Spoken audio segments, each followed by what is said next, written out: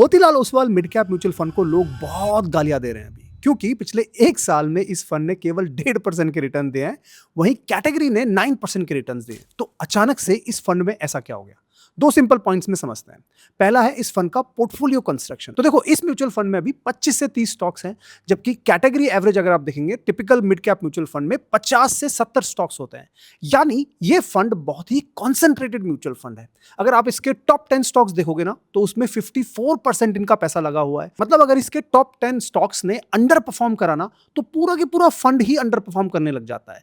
ये एक तरह का high conviction, high risk, high reward type of mutual fund है। लेकिन इसका दूसरा साइड भी है। पिछले 5 साल के अगर आप रिटर्न्स देखेंगे तो इस फंड ने 22% के एनुअल रिटर्न्स दिए हैं, जबकि कैटेगरी एवरेज ने केवल और केवल 15% के रिटर्न दिए हैं। मतलब ये फंड एक ऐसा फंड है जो हाई रिटर्न है, हाई रिस्क है, कभी बहुत अच्छा परफॉर्म करेगा, कभी बहुत खराब परफॉर्म करेगा। कंसिस्टेंसी का एक इशू यहां हो सकता है।